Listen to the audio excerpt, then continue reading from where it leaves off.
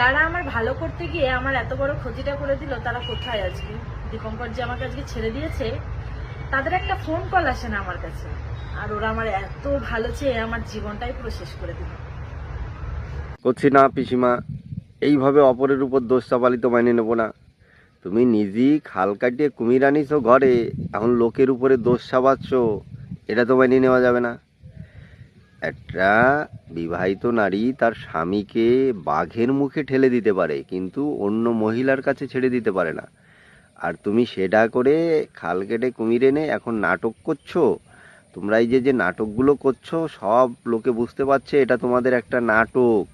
এই নাটক বন্ধ করে দিয়ে, কি বলবো এদের, মানে যদি নাটক না হয় তাহলে বলবো তোমাদের চরিত্রের কোনো ঠিক নাই। তোমাকে তোমাদের এই চারজন যে রয়েছে, তোমাকে চারজনের একজনের চরিত্র ঠিক নাই।